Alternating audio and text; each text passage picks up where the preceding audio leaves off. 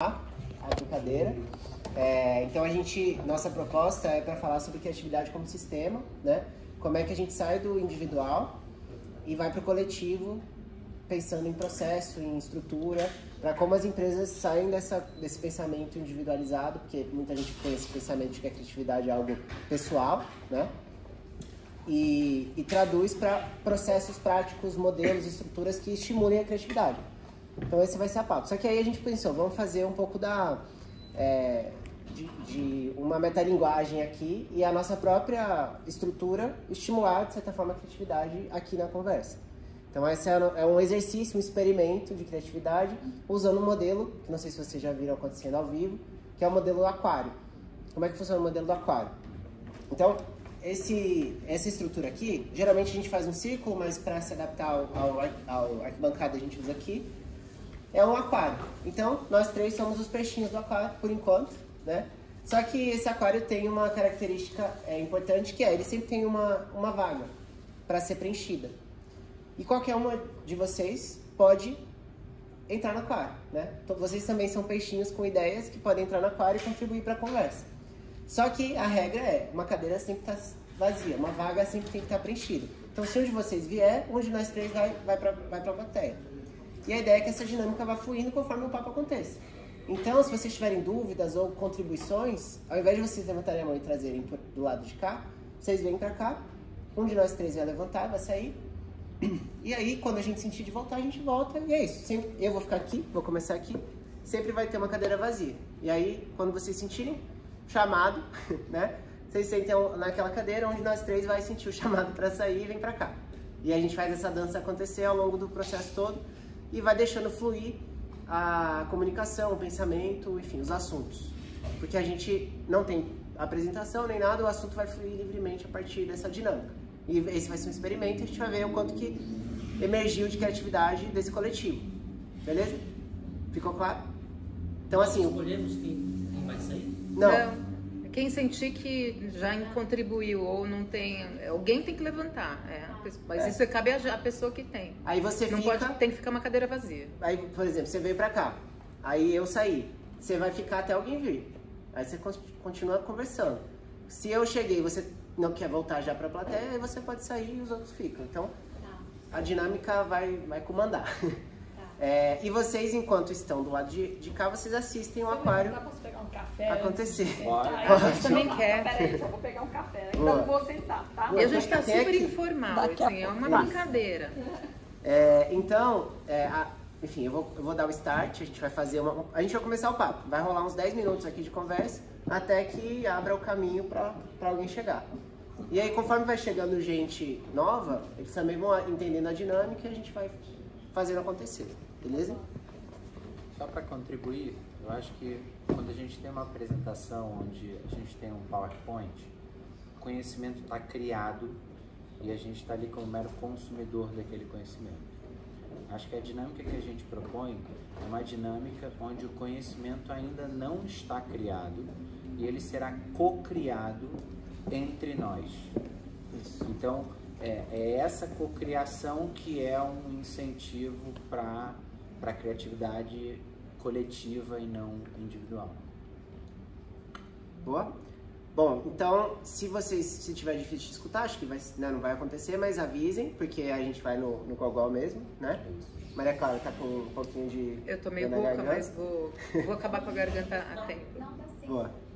Fechou. Então pode começar. Bom, então a gente vai começar. O tema de hoje é criatividade como sistema, né? Como é que a gente transporta a ideia do individual para o coletivo. E a gente, nos papos da plural, a gente sempre começa com uma boa, né? Cada um traz uma boa sobre o tema, algum pensamento, alguma frase, alguma questão que tá viva aí para vocês.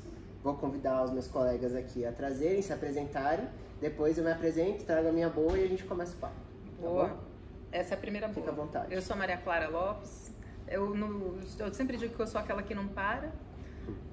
Criatividade para mim é um assunto, e a minha boa vai ser uma frase adaptada do Sir Ken Robinson, que ele pergunta: será que as escolas ajudam e desenvolvem a criatividade? Eu vou dizer, o quanto que as empresas estão aqui desenvolvendo ou não a criatividade? potencializando a criatividade como base da inovação. E aí eu estou passando a bola aqui para o meu colega Adriano. Boa. Adriano Salles, eu acho que eu sou curioso e inconformista por natureza. Eu acho que a boa para mim é pensar que criatividade também é desconforto. Boa. Eu sou o Cris, faço parte aí da Plural. A gente tem estado ativo aí no LinkedIn, nas lives, toda quarta-feira, meio-dia, né? Então a gente está fazendo experimento do físico aqui, trabalho com inovação, cultura, estratégia. E aí a minha boa para começar e para jogar a bola pro ar, né? Eu trouxe aqui um exemplo desse aspecto da criatividade, que é uma das histórias mais conhecidas aí do mercado, que é a invenção do post-it, né? Então, até porque o post-it como ferramenta, ele surgiu, ele é muito conectado com a ideia de criação, de dinâmicas criativas e tudo. E aí conta a lenda que antigamente o Google, antes da 3M utilizar a invenção do post-it, tinha tentado uma iniciativa de dar bônus financeiro para quem tivesse boas ideias e trouxesse boas ideias para o Google. Então quem tivesse as boas ideias de produto ganhava um bônus financeiro. Isso não funcionou muito bem. Eles fizeram uma outra tentativa que foi dedicar parte do tempo dos engenheiros, dos especialistas, para a inovação. Então a regra dos 15%. 15% do seu tempo de trabalho eles tinham livre para usar os laboratórios, usar os equipamentos do próprio Google para poder trabalhar em projetos pessoais, ideias pessoais e tudo. Aí a 3M, inteligentemente, importou essa boa prática e numa dessas, um dos engenheiros que estava estudando lá veio com a ideia do adesivo que colava, mas não colava, né? Aquele adesivo que grudava, mas que era fácil de retirar depois, mas ele não sabia onde aplicar. E o outro colega dele, que é um dos criadores do post-it também, trabalhava no coral da igreja como músico. Quando ele ia virar as páginas, todas as anotações dele caíam, porque era só um papelzinho dentro do livro. E aí eles começaram a conversar e daí que surgiu a ideia. Bom, isso aqui pode ser usado para esse tipo de funcionalidade, e o negócio estourou, né?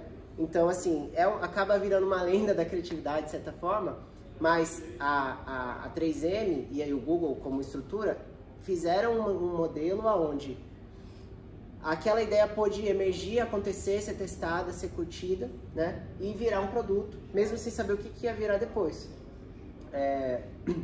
E para vocês terem uma ideia, eu estava fazendo essa pesquisa agora mais cedo, e aí eu perguntei pro Google Assistente como foi feito o post-it, porque eu lembrava da história, mas não lembrava dos detalhes. E aí ele me respondeu o nome dos inventores. Quer dizer, a gente está muito com essa ideia associada que a criatividade é de uma pessoa, de um grupo de pessoas em si. Mas essa história do post-it não é sobre os dois que inventaram, mas sobre o processo que permitiu a invenção, né? Então eu queria jogar essa bola pro ar para vocês comentarem um pouco sobre isso, assim. Como é que a gente sai dessa consciência, dessa intenção de que quem detém a ideia é uma pessoa criativa, genial, e não empresas, culturas, processos que podem de fato trazer isso para a prática. Eu vou pegar. Até porque foi muito perto da fundação da Neoágora, que é a minha empresa, veio muito do lugar de refletir sobre o potencial da Ágora grega enquanto geradora de inovação e de ideias que a gente fala até hoje, né? Democracia, filósofos, enfim, um espaço de negociações também, leis. E é uma praça, que é uma estrutura. Quando a gente fica pensando nisso, foi o que me inspirou a fazer arquitetura de conversas, né? Uma arquiteta de espaços de conversa. Eu fico pensando muito sobre essa questão sistêmica. Não é sobre pessoas, mas como que a gente pode criar ambientes ou estruturas que favoreçam a troca de ideias. Quando a gente vai falar de criatividade, uma das coisas mais importantes é repertório. Mas, um repertório só será suficiente para gerar a criatividade necessária para tantas necessidades que a gente tem num mundo absolutamente complexo, frágil, como a gente tem vivido. Então, quando a gente soma nossos repertórios e a gente traz esses repertórios para dentro da conversa, o que emerge disso provavelmente será muito mais completo do que um indivíduo é capaz de resolver. Então, quando a gente olha para diversidade de ideias, fala tanto da diversidade, mas olhando para isso enquanto um potencial gerador de criatividade, um potencial gerador de inovação, integrar isso enquanto sistema, enquanto política, enquanto relações, é muito mais forte do que a gente poder, do que a gente ficar olhando para o indivíduo. Olhar só para o indivíduo como um herói, um campo de autoridade suprema, ele é um risco de segurança, inclusive, para as organizações. Então, alterar o sistema. E tem que entender que existem elementos alteráveis num sistema que não são as pessoas. Tem vários artefatos, vários elementos que a gente pode mexer para isso. Então, quando a gente olha para esse campo, eu acho que tem muita coisa a ser feita e o Google acertou com 15%, mas não só, ele olhou para vulnerabilidade, olhou para espaços diferentes também, que não foram os únicos, para ter as equipes de alto desempenho. Bola para o alto. Eu gosto muito de pensar no... Tem uma história também que eu acho que corrobora com isso, que é do não institucional da Amazon, né? Então a história basicamente diz que a Amazon se deu conta que dentro da organização, algumas poucas pessoas, normalmente VPs, diretores, etc., tinham a possibilidade de matar uma ideia muito embrionária com um simples não. Ou seja, numa reunião dessa, alguém da equipe apresentava, o cara falava, não acho que é uma boa ideia. E aquilo matava, de uma maneira geral, a inovação distribuída dentro da organização, né? Eu acho que você tem a inovação como objetivo final, mas você também tem ela de forma distribuída dentro da organização, que é quando você tem as pessoas num ambiente onde elas se sentem confortáveis e começam a criar por conta própria. Então, o que eles institucionalizaram? Que toda vez que você dissesse um não, você tinha que preparar um memorando explicando por que você tinha dito não para aquela ideia, né? Então, isso inverte completamente a lógica, né? Ou seja, faz da inovação, cria uma ambiência entre as pessoas onde, peraí, agora quem está com um problema para dizer não é o outro, então eu posso propor. A partir do momento que essa barreira é eliminada, você de fato tem as pessoas participando de processos criativos de uma forma plural, digamos assim, né? Porque eu gosto do exercício da 3M, mas de certa forma o exercício da 3M ele empodera o indivíduo, né?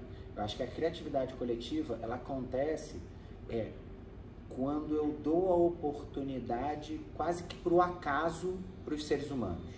Então estamos nós quatro num papo e ela, eu faço trabalho com intuição, que legal isso, ou seja, os pontos que a gente vai conectar eventualmente de uma maneira consciente no futuro, eles estão aí.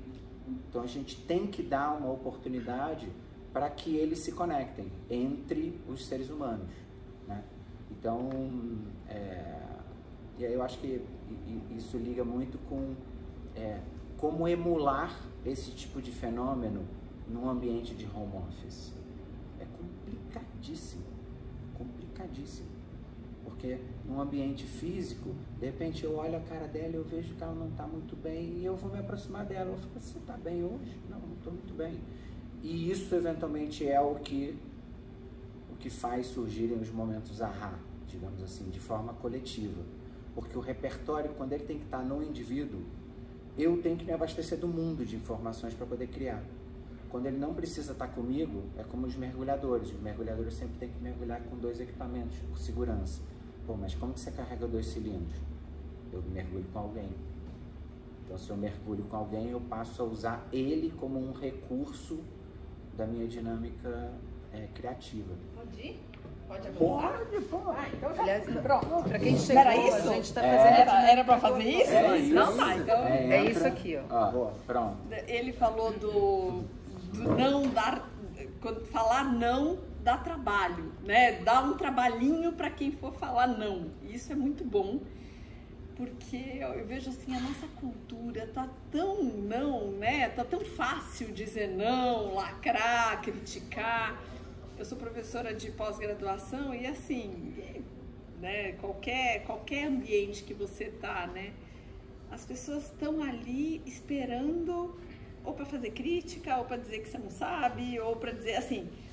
A nossa cultura tá assim, né? Então, você dá um chamado de falar assim, olha, para de falar não e e pensa no não um pouquinho, né? Porque senão fica um modelo mental, um modo de ser bem chato, né? Bem ruim para a criatividade. Eu acho que é um pouco se preocupar com o outro, né? Que está ali.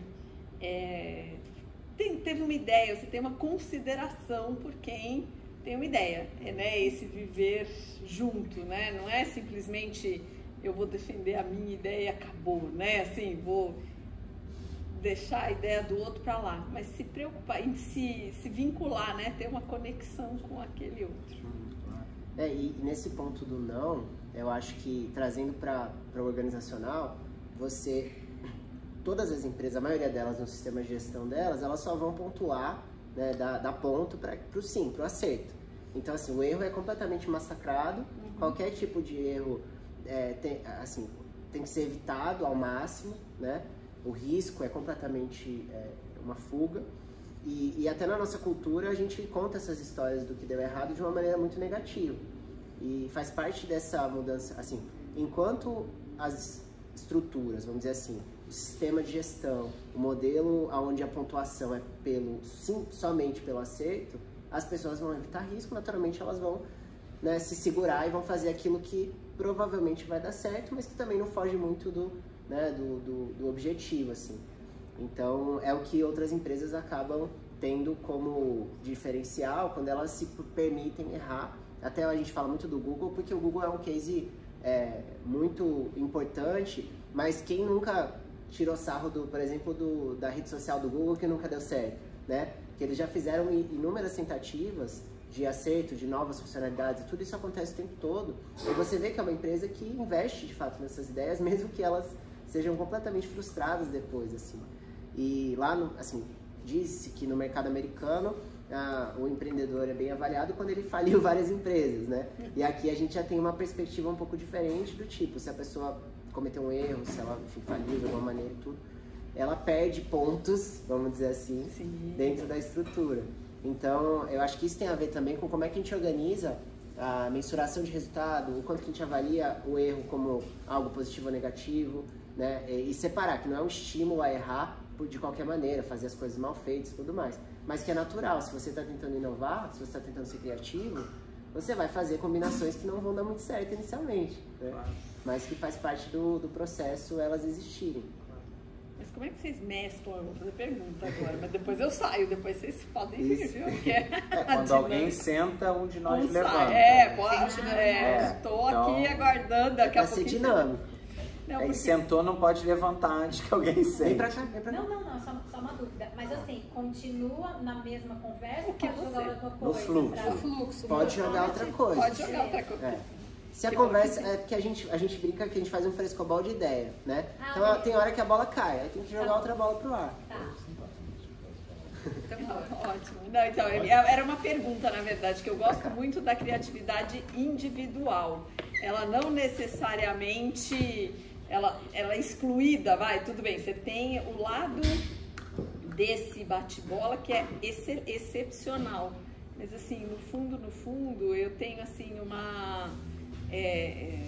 experiências coletivas e experiências individuais magníficas, assim, não vou nem, não é que um é melhor que o outro. O que vocês veem disso? Era um pouco essa pergunta que eu ia fazer, mas... Joga aí. Ótimo. Como é que é a pergunta exatamente? Qual que é a dúvida?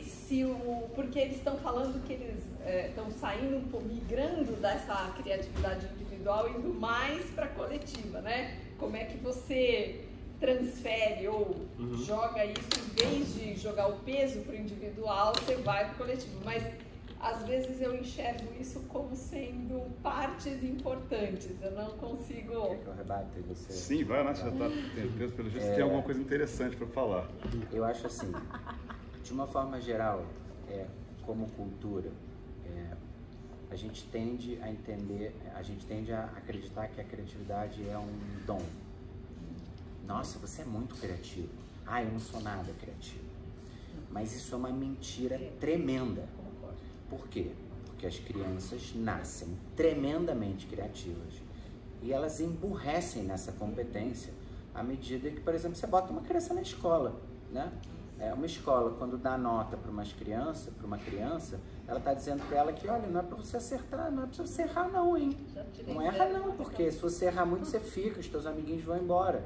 Então, eu acho que o primeiro ganho que a gente tem que ter como objetivo, do ponto de vista de coletividade, é tirar essa massa da crença de eu não sou criativo e colocar todos num nível de claro que eu sou criativo.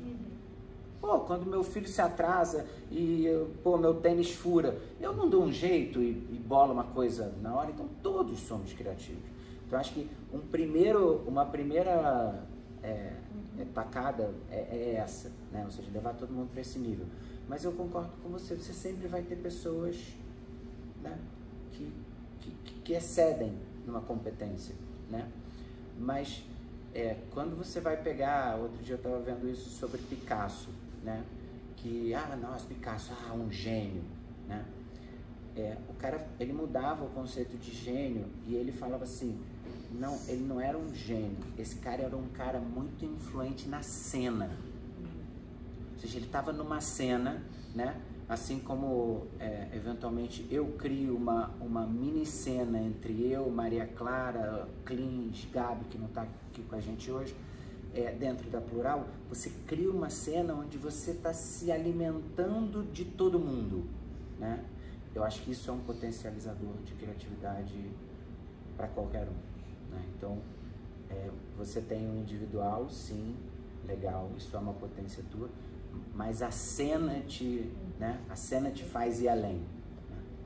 Fantástico, não? E eu gosto de dizer, o que é criatividade exatamente? Como a gente define a criatividade? Eu gosto de dizer que a criatividade está nos olhos do observador. Dependendo do contexto, você consegue atribuir valor a isso. Como você falou de arte, eu gosto de usar como exemplo os impressionistas. Porque eles surgiram, eles foram ridicularizados pelos críticos de arte da época. Aí, de repente, eles foram aceitos, depois passaram a ser adorados como gênios revolucionários da arte. Mas o que acontece? Eu gosto de dizer que a arte também é uma mistura de execução e contexto. Então, dentro do contexto, aquilo ali era ridículo no momento, depois virou algo celebrado, valorizado. Mas o que acontece hoje se uma tiazinha que vai na feira hippie, ela pinta algo tão bom quanto Monet? Ela não tem o contexto. O talento, a execução, talvez esteja ali. Então, muito da nossa maneira de valorizar a arte ou as atividades humanas está no contexto que a gente cria. Então, tem sempre isso ao redor. Quando você fala de inteligência artificial, você fala, puxa, mas isso daqui não é criativo. Ela pega elementos de outros lugares para misturar e dar ilusão de criatividade. Mas espera um pouco, se você não tiver contexto e dá aquele elemento criativo, aquela partícula criativa ali, sem contexto, será que a gente vai julgar da mesma maneira? Como funciona isso? Está dentro dos nossos olhos. E dentro do processo criativo também eu vejo que tem uma grande barreira, que é, como você falou, a capacidade criativa, que ela é toldada, ela é sufocada na medida que a gente amadurece. E eu gosto de falar, quando você está em reunião, toda vez que você tem uma ideia, você fala, poxa, vamos fazer um evento, uma coisa básica, vamos fazer um evento para a companhia. Aí alguém fala, poxa, vamos no Beto Carreiro World. Aí a pessoa lá, como é que eu vou pegar e falar para não pegar e alienar o meu companheiro, o meu colaborador assim? O Beto Carreiro World é uma ideia, mas de tudo que vem depois de mais é destruidor. O mas é a partícula destruidora da criatividade. Fantástico. Então, eu lembro que eu vi uma vez uma dica que eu achei maravilhosa. Eu passei a usar, tive uma startup, depois eu passei a trazer isso para o meu dia a dia. Que você nunca deve falar mas quando alguém está compartilhando uma ideia com você. Você tem que pegar aquilo e construir algo. Poxa, o cara vai falar, poxa, no Beto Carreiro, vamos no Beto Carreiro World, fica fazendo as atividades lá. Tá, a pessoa fala, mas e as pessoas que têm família, o que faz? Isso já destrói. Ao invés de falar isso, que você fala, poxa, a gente faz a reunião do Beto Carreiro. E para o pessoal que tem família, a gente pode pegar e fazer um tour para eles fazerem atividades enquanto a gente está fazendo as reuniões lá no espaço. Então, a partir daí você cria algo. Talvez seja inviável, mas essa atitude já permite a gente explorar mais e mais. Então, esse é o ponto. A criatividade como atividade humana, hoje ela está sendo questionada. Fala, poxa, até que ponto a gente vai? Será que a inteligência artificial vai ultrapassá-la? Será que ele está deixando de ser criativo e vai ficar mais preguiçoso? Não, está dentro da gente essa capacidade de pegar, olhar para dentro e falar, o que eu posso trazer, recuperar, que era parte da essência humana, que é tão precioso, mas que tem que ser treinado, retreinado. Você tem que pegar, de alguma maneira, você romper essas barreiras. Aquela história de pegar, de se reinventar, esse processo de reinvenção é fundamental para a gente continuar relevante. Cada vez mais vai ter sistemas, elementos, tecnologias que vão possibilitar a gente fazer o impensável. E onde a gente quer chegar? Eu vou pegar a bola aqui, já aproveitando que tem duas pessoas mais ligadas à tecnologia, eu vou falar que a gente tem 3 inteligências na pergunta aqui. A inteligência humana, a inteligência coletiva e a inteligência artificial, para a gente começar a brincar com a ideia das inteligências. O primeiro ponto ali para mim é sobre a própria inteligência humana, que a gente vai desaprendendo. Por isso que a gente está agora trazendo o desaprender, aprender para reaprender. E o lifelong learning entrando. E aí você tocou num ponto forte que eu falei, na minha boa, foi eu trazer o Ken Robinson e falar sobre as escolas que nos ensinam a desaprender, e as escolas estão a serviço das empresas. Então, no campo da inteligência individual, eu me lembro, outro ponto sistêmico das empresas é olhar gap. A gente está sempre olhando o que falta, mas ninguém olha para a potência. Só que os estudos todos sobre pontos fortes e talentos falam assim, a gente só consegue ser excelente naquilo que a gente já tem nativo na gente enquanto talento. Alguém já se deu o trabalho de medir um talento? O seu próprio talento? O livro Pontos Fortes 2.0, que tem um assessment do Gallup, ele é uma forma de você enxergar os seus 5 principais talentos.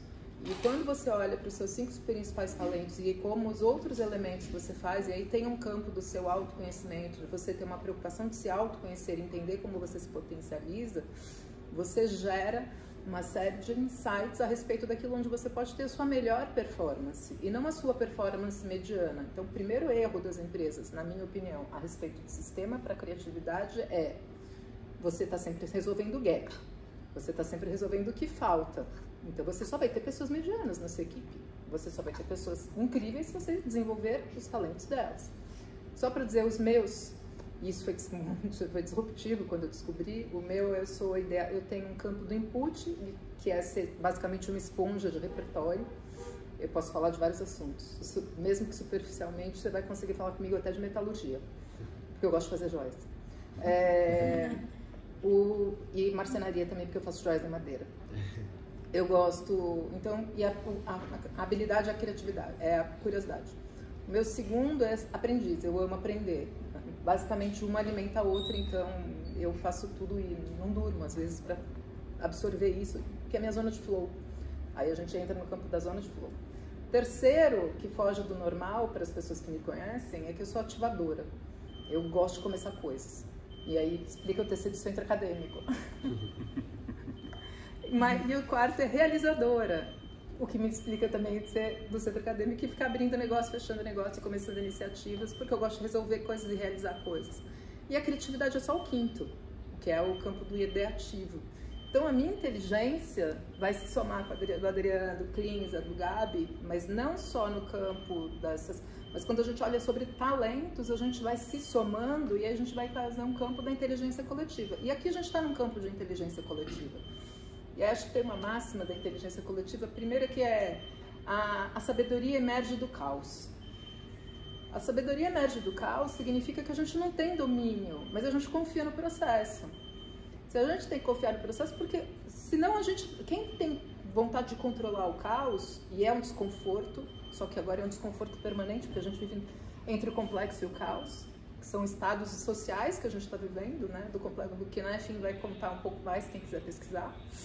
Mas a gente tem um momento de caos, Covid, né? Covid foi um momento de caos, depois ele foi se tornando complexo para chegar em um momento, tem processos do caos. Mas a inteligência coletiva, ela permite que a gente tenha uma visão muito mais ampliada e somando as coisas. Então, quando a gente entra nesse lugar, a gente traz a inteligência coletiva. Agora a gente tem a IA. Quando a IA soma toda a inteligência que a gente tem, que está pegando todas as bases de conhecimento de todo mundo e começa a sintetizar de uma forma muito mais rápida. O quanto que, aí a minha pergunta é, o quanto que essa somatória de inteligências pode ser transformada em sistema para potencializar cada vez mais a criatividade? E aí, só para fechar o do mais que eu amei, acho que talvez a gente possa trocar, pensar em um artefato que é o e se. A Lala fala muito isso, a Lala Denzelinha futurista, ela fala muito isso. A gente na fluxonomia olha para isso e fala, e se, como faz? Não é assim, e se vai, não vai dar. quer o mais. Sim. Não vai dar, cara, pra quê? Sim, tá bom, beleza, como é que a gente faz? E vai pra inteligência coletiva, vai explorando, e vamos sonhar, outra coisa, precisamos sonhar e tal. Eu acho que talvez a gente possa brincar também com as inteligências, as 3 que a gente tem hoje no campo aqui. Que inveja das suas habilidades. As minhas habilidades, se fosse medir, são de dormir instantaneamente em qualquer situação e perder caneta Bic. Eu tenho um negócio. Isso eu sou bom mesmo. Você nunca fez seu teste? Não, esse eu garanto, sério. Você nunca fez? Você já fez seu teste? Fiz. Agora de cabeça eu não lembro, mas ideativo tá lá, futurista também. Eu não sou futurista aí. Aí, eu amo futurismo, mas não sou futurista. Mas pegando esse gancho do caos, né, o caos criativo, enfim, a criatividade a partir dessa dinâmica, né, imprevisível, vamos dizer assim, é que eu tinha anotado como reflexão, né, até virou um termo a ser compartilhado do ócio, né, o ócio criativo. Criatividade depende do ócio, mas numa sociedade onde a gente está cada vez mais ocupado, não tem tempo não tem ócio, né, basicamente. Se você for parar para pensar, até o seu tempo livre, vamos dizer assim, você tá no celular, até se você tá andando, fazendo uma caminhada, você tá ouvindo podcast, você tá conversando com alguém, você nunca tá confortável com o ócio, com a completa inatividade, vamos dizer assim, que é de onde muitas ideias vão surgir, né? Eu lembro, tem um TED da Elizabeth Gilbert, que é a autora do Comer, Rezar, Amar, que é muito interessante, que ela traz uma ideia completamente fora desse universo corporativo, que tem a ver com ela é escritora, e aí ela disse que conversou com muitos artistas, escritores, pintores e músicos, né, e tudo, para perguntar de onde veio a inspiração para as ideias dessas pessoas, como é que elas pensaram naquilo, e alguns fenômenos do tipo, pessoas diferentes em lugares diferentes do planeta, na mesma época, terem a mesma ideia, né, uma coisa, isso 400, 500 anos atrás, cientistas e tudo. E aí ela começou a teorizar, será que as ideias são nossas ou estão aí, né? E a gente captura elas do ar. Falaram disso? Intuição, né? Será que elas são nossas ou estão por aí? Mas como é que eu fico com a rádio sintonizada se eu estou o tempo todo ocupado, né? Com outras frequências acontecendo, assim. Então, isso que é interessante, porque muitas vezes a gente fala, tem a ideia no banho, tem a ideia em momentos completamente fora, ou dormir, sonhei com aquilo, né? Trouxe aquilo pro todo. Então, o caos criativo depende também do ócio, em muitos momentos, e da nossa capacidade de não estar ocupados, né? De certa forma, assim. Nossa, assim, a hora que você falou ócio criativo, eu sou super ociosa, assim, quando eu quero criar. E esse ócio, você tem mais tempo para observar, por exemplo, a natureza, vou para uma galeria de artes, saio com um amigo, às vezes um ponto que eu falo com ele, eu já vinculo com a natureza que me deu, porque assim, para mim, criatividade, quando você sai muito, assim, algo excepcional, você tem que fazer associações muito, assim, que você não prevê, né? O imprevisto que faz você criar algumas coisas. Por exemplo, aquele livro, super indico para quem gosta de criatividade, chama Original. Original? Originais, né? Originais. Aí tem alguma coisa que os inconformistas mudam o mundo, alguma coisa assim, né? E até assim, veio ao encontro daqui que fala sobre o coletivo, né? Que quando foram criar o Rei Leão, isso foi coletivamente. Então os roteiristas sentaram numa mesa e aí eles começaram a falar, bom, o Bambi há 1900 e pouco fez sucesso, então a gente vai fazer com o bicho. Aí estipulou o Rei Leão. Aí começaram a fazer alguns roteiros e falavam assim, não, mas isso está muito óbvio, batido, eu acho que isso não vai dar certo. E isso coletivo, então eles ficavam provocando, não querendo ser por aquela vertente. Aí chegou um dos chefes lá e falou assim, nossa, eu vi uma peça do Shakespeare, olha só. Aí eles falaram, pronto, vamos fazer uma peça da história do Shakespeare. Só que o que ele tinha lido não fazia muito sentido para a história. Aí falou assim, mas o que a gente fazer do Hamlet? Hamlet tem aquela história de mata o pai, o tio, aí tem toda uma briga lá entre as coisas que vão acontecer. Aí eles falam, pronto, então vai ser isso. Aí o Rei Leão tem, né? O pai que é morto pelo tio, o tio quer as coisas do, né? O poder. Então, olha só, tudo isso de uma forma totalmente imprevista, que eles ficaram lá debatendo o que poderia ter feito. Só que também, eu acho que, vou ao encontro do que você falou, que tem também a criatividade extremamente né? De você ter uma inspiração, né? Ter uma intuição e falar assim, é isso. Porque às vezes que eu fui criativa, eu estava sozinha. Eu sou um pouco, não sei se é egoísta, apartada e falo, eu vou pensar. E aí, num grupo eu apresento. Mas todas as vezes que eu fui extremamente criativa, até o pessoal, nossa, como você pensou nisso? Aí o pessoal vai mais pro operacional, que o operacional eu sou péssima. E aí eles não queriam nem mexer, achando que era bom. Eu acho ruim também, porque tem que ter o complemento de outras pessoas. Mas como elas não queriam participar, acabava sendo o que eu tinha estipulado. Então, assim, tem o sozinho e também coletivo. Eu acho que não dá pra gente fazer assim, colocar numa forma, né? Tipo, agora é coletivo, é só o individual. É isso. Você terminou? Eu não atrapalhei não, né? Não, imagina. Já ia meio que terminar mesmo. Bom, legal que você trouxe. Eu queria fazer uma provocação, sabe? Que eu me faço constantemente. A gente está aqui falando sobre criatividade e algum de vocês no início falou sobre o erro. E eu acho que para a gente fundamentar, eu tô com mania de fundamentação, gente. Eu estou estudando o Knef, Maria Clara, e eu falei, não, gente, peraí, vamos voltar lá na história, o Snowden é filósofo. De onde que veio essa história, né? Mas então sobre a criatividade.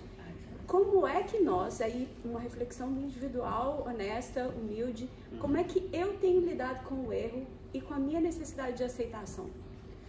Porque a gente entra porque as pessoas pensam assim, as pessoas falam, as pessoas fazem, as pessoas deixam de fazer, mas como eu, Sinara, estou lidando com o meu medo de errar, com o meu medo de colocar uma ideia diante de um grupo que eu não conheço, com o meu medo de ser julgada, de ser condenada, né? Assim, se a gente não parar para refletir com muita sinceridade sobre isso, ninguém vai ser criativo.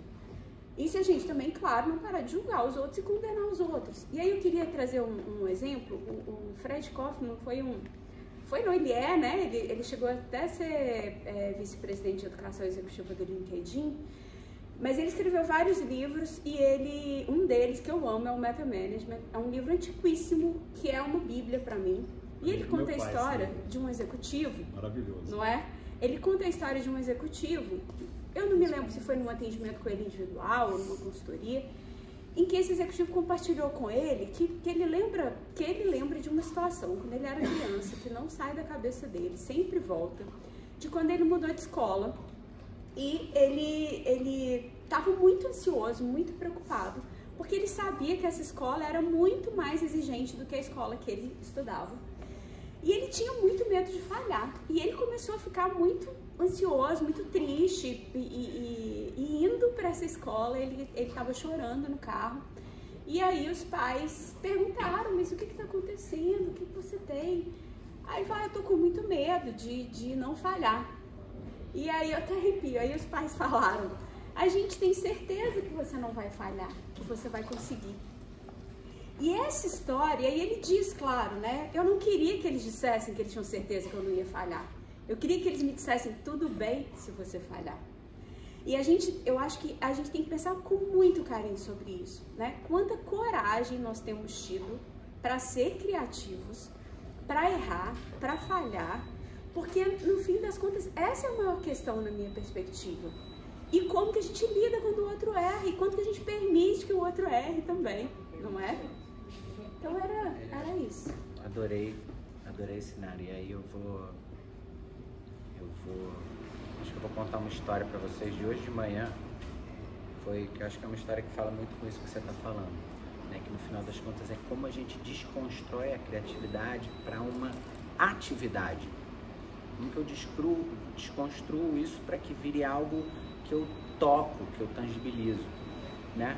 Então, eu tenho 46 anos e eu amo andar de skate. Então eu vim para São Paulo e meu skate está na mala do meu carro. Então hoje de manhã eu fui andar na pista do Chuvisco.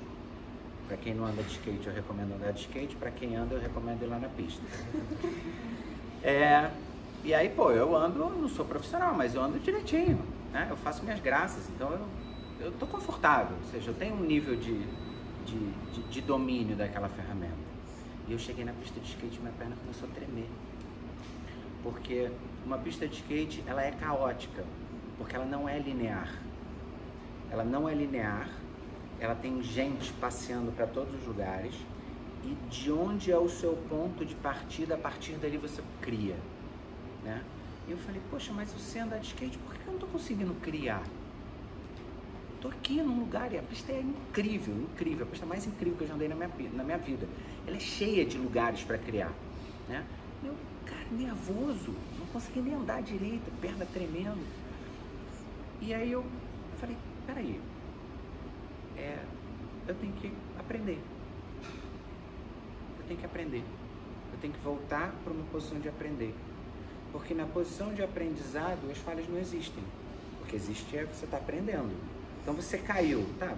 Não é você caiu tudo bem, mas por que você caiu? O que foi que você tem que ajustar no teu percurso para que você, de fato, se coloque num mindset de aprendedorismo, que é um termo criado pelo Cleans brilhantemente, que eu acho que é aí que está a história. Porque se a gente for parar para pensar, vamos esperar que as empresas criem ambientes onde elas convidam as pessoas a errarem. Cara, isso vai levar tanto tempo. Agora, o que está na nossa zona de controle? A paixão por aprender. Então, a partir do momento que a gente se apaixona por aprender, eu me coloco numa rota onde a criatividade é uma consequência, né? Foi medida a Flau, que teve com a gente há uns 2 papos atrás, a Flau Boni.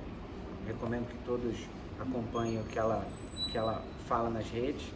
Ela falou um pouquinho sobre jazzistas, ou seja, tentar medir a criatividade entre jazzistas quando eles estão improvisando, né? E no final das contas essa é uma brincadeira que está relacionada diretamente ao nível de habilidade daquele cara na função, na atividade. Então o cara domina tanta atividade do piano que ele larga os corrimões e ele brinca. Então tem uma relação, na minha visão, eu acho que o caminho passa por não a gente corrigir tudo que está errado e simplesmente a gente passar a valorizar o aprender. Tem uma métrica que eu quero chegar no final do ano e falar assim, Gui, o que você aprendeu nesse ano, velho? Não o que deu certo, o que você aprendeu? E eu acho que o que é mais poderoso é o que você aprendeu e aplicou. Porque senão a gente é levado, ainda mais hoje num mundo onde você tem tanto conteúdo, é muito fácil você ser levado pela falsa impressão de que se você está consumindo aquilo tudo, você está super up to date. Sei tudo, acompanhando. Mentira! Se você não está aplicando, você não está aprendendo num nível mais profundo. E se você não está aprendendo num nível mais profundo, você nunca vai conectar pontos muito fora da caixa. Você vai conectar o óbvio, que o superficial te joga para conectar o que é meio, isso mais isso. Então, você precisa ter uma paixão por aprender. Se você quer organizações mais criativas, eu acho que o cara agora esqueci o nome dele, mas que é o presidente da Microsoft. Ele foi um cara que... Nadia Satella. Isso, Nadia Satella. O que ele mudou dentro da Microsoft? Ele fala, eu transformei a Microsoft numa empresa que adora aprender. E isso é muito poderoso quando você lança isso para o coletivo. Porque isso deixa implícito que tá tudo bem errar. Tá tudo bem experimentar coisas novas. A ideia lá do não institucional da Amazon fez com que nascesse a AWS, que é a maior fonte de receita da Amazon hoje. Você está falando de um negócio que nasceu para vender livro, que tinha um louco falando, não, vamos construir uns servidores e a gente vai prover serviço para todo mundo. Ou você prepara um ambiente, ou esse tipo de iniciativa, estiquei você. Só que tem uma questão, Boa tarde a todos e todas. Eu sou Marlene, eu sou psicanalista. Então eu vim falar um pouco dessa questão, quer dizer, fiquei muito tomada com o que você fala, né, sobre corporativo e sobre empresas e sobre Amazon e sobre todas elas. Só que isso está gerando tanto sofrimento, não é? Isso gera tanto sofrimento psíquico. Isso tem gerado pessoas tão distantes, não é? Tão indo para os seus ideais e aí com medo de errar, com o desespero, e invade, não é? Invade os consultórios, e essa é uma grande questão. Altos executivos e executivas discutindo salas de performance, não é? Então, a sala de performance causando um desespero e um adoecimento grave nas pessoas, não é? E na sala de performance de grandes empresas tem açúcar, café, refrigerante, né, estimuladores desse sistema neuronal, e que vai levando você cada vez mais distante de quem você é, distante do que você quer fazer, distante do que você verdadeiramente gosta, distante do erro, distante do acerto. E aí eu fiquei pensando, com tudo que vocês estavam trazendo aqui, a minha deixa foi você, quando você falou eu tô errando e tô ficando muito preocupada com esse meu erro, isso me toma muito, porque a gente vai subindo com esses ideais e a gente vai se afastando de coisas muito importantes, que é errar. Esse é o nome que hoje as grandes empresas, a educação hoje tem discutido muito isso, né? Tem boas escolas hoje, eu também sou professora, e nessas escolas o que a gente está discutindo exatamente tira o nome desse erro. Isso não é um erro, isso é algo que você fez e que está tudo bem você fazer dessa forma. Ok, mas tem a métrica, tem a medida, eu tenho a meta, enfim. Então, eu quero muito que esses ambientes grandes que vocês têm falado aqui, essas discussões todas, elas não se esqueçam sob nenhuma hipótese, nenhum segundo da nossa saúde mental. Eu acho que isso não pode ser esquecido em nenhum ambiente criativo, porque até para ser criativo isso gera uma ansiedade. Então eu tenho que performar, eu tenho que ser mais criativa do que você. Você falou das suas 5 habilidades, eu acho que estão todas aqui, não é? Horas assim, horas eu sou criativa, horas eu não sou criativa, e tá tudo bem não ser, e tá tudo bem não performar. Eu espero muito que vocês que estão muito próximos dessas e próximas dessas empresas e dessas grandes corporações, vocês não esqueçam nem por um segundo dessa saúde mental. Depressão hoje é um problema de saúde pública número 1, suicídio está ali colado exatamente porque eu não performo. Exatamente porque eu chego numa pista de skate e minha perna treme. Eu faço sintoma na pista de skate porque devem ter outras pessoas ali que são melhores do que eu e blá blá blá. Então assim, é um apelo, é mais do que uma conversa, é um apelo, não esqueçam disso. Isso é absolutamente importante. Gente, é o seguinte, deu horário, a gente tem mais 2 pessoas, mas a gente queria combinar que a gente seja rápido, porque a gente tem que honrar o próximo evento. Sim. Pode ir, vai voltando. Ah, eu vou voltar. Isso. Tá bom, volto. Só pra gente depois fazer um fecho, você cede um pedacinho do seu... Cedemos, sim.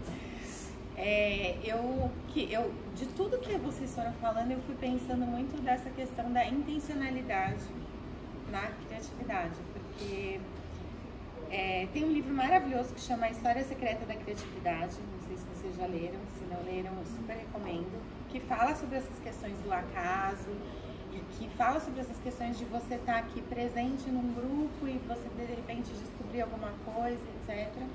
E como que isso se torna alguma coisa, uma inovação, e que essa intencionalidade é muito importante. E a intencionalidade é até importante para a saúde mental, né? Assim, nesse sentido de que você esteja presente aqui, sabendo que é a criatividade, que eu vou tentar alguma coisa intencionalmente, que ela pode dar errado e tá tudo bem, e que eu vou de repente colocar uma ideia e tá tudo bem, e que eu vou aprender uma coisa e colocar ela em ação. E pode ser que da primeira vez não saia super bom, então queria lembrar mesmo dessa questão do intencional, de estar aqui intencionalmente fazendo um erro, e que ele faz parte da criatividade e intencionalmente não julgando o outro, enfim, nesse sentido. Bom, eu me chamo Eric Vital, tenho 24 anos e atualmente sou graduando do segundo semestre da Universidade Leonardo da Vinci sobre Ciência da Criatividade. Eu anotei aqui alguns tópicos bem rápido. Falamos sobre Leonard Biller, falamos sobre Lifelong Learning, sobre Design Thinking. E o primeiro processo da criatividade, ele é o despertar da curiosidade. Através da curiosidade, que é você se perguntar, se questionar e questionar aos outros também. E, às vezes, como você muito bem falou, com tanta tecnologia, tanta informação, a gente não sabe por onde começar. Mas, pelo menos uma pequena percepção é entender você mesmo, quem é você, o seu interior, o seu desenvolvimento pessoal e também o seu desenvolvimento espiritual. Porque isso vai te ajudar a se colocar no seu lugar em meio à enxurrada de informações que temos hoje nas redes sociais, no mundo. E quando falou sobre não, os nãos, os muitos nãos de ideias fantásticas, maravilhosas, às vezes os nãos é porque a pessoa que está contando, que está falando sobre aquela ideia, ela não soube contar a história da ideia. Histórias conectam.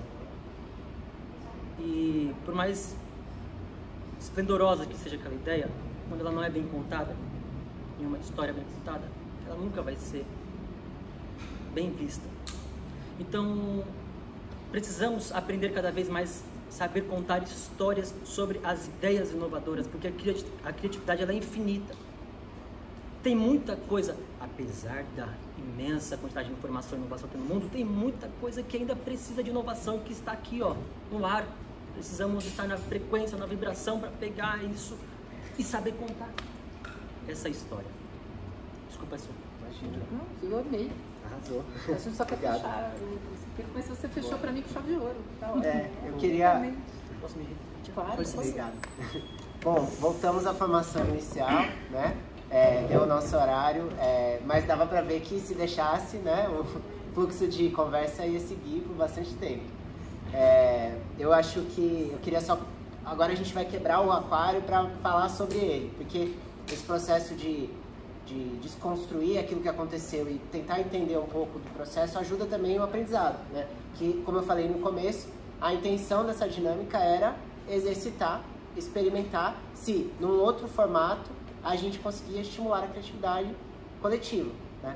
E assim, pessoalmente, acho que foi um sucesso, né? Acho que todo mundo concorda que a grande maioria aqui participou, se engajou, inclusive era uma dos medos do Adriano, e eu falei, olha, se der certo vai acontecer, né? Que nenhum de nós três estarem no aquário em algum momento.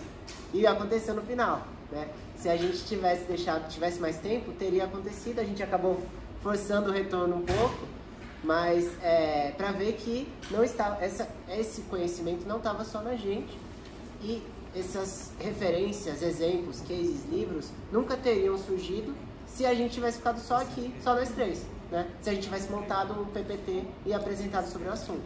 Tem tanta coisa rica que surgiu e que a gente não sabia que ia surgir, nem imaginava que ia surgir, mas o processo, como foi construído, ajudou isso a acontecer de uma maneira leve, de uma maneira descontraída, né? De uma maneira que todo mundo se sentiu parte da construção.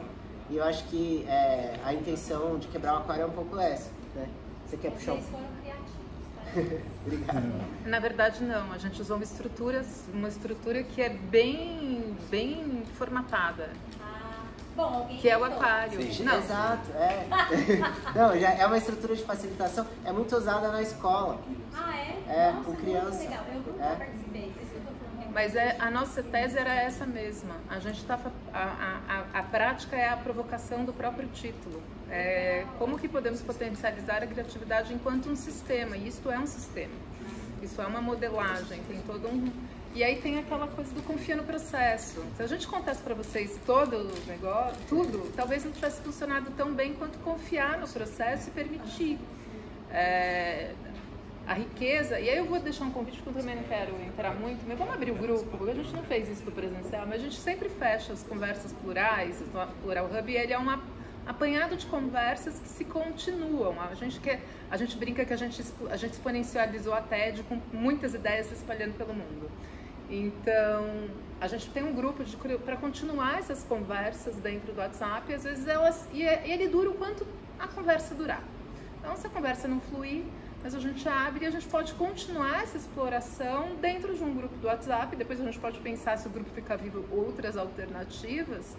Mas a gente tem a ideia de que nunca é sobre nós, é sempre sobre ser plural, né? Então, a gente pode fazer isso. Eu quero super agradecer. Eu vim lá do Rio de Janeiro pra cá dirigir. Herói. Vou voltar depois, agora. E eu tô muito feliz, porque eu acho que a gente co-criou, né? E eu gostei muito do que ela trouxe, de cuidar do ser humano nessa história. Mas eu acho que a criatividade é a cura. Ou seja, a criatividade é parte da natureza humana e eu acredito muito que o ambiente no qual... O problema é quando ela é fim. Quando ela é fim. Quando ela é a finalidade. Você tem que ser criativo, você tem que inovar. Mas quando eu peço para um ser humano exercer aquilo que é inato dele, né, que está dentro dele, eu só falo assim, ei, acorda esse pedaço, eu acho que isso é curador, né? Eu acho que um ser humano pleno, ele exercita a curiosidade, ele exercita a empatia, ele exercita a comunicação e ele está de plena posse. Então eu quero agradecer a todo mundo, em especial a você, porque eu acho que se a gente não cuidar do ser humano na história inteira, eu acho que não tem criatividade, né? Se o ser humano não estiver performando de forma plena, eu acho que todo o resto cai por terra. Então, obrigado a todo mundo. Super valeu a viagem. Boa.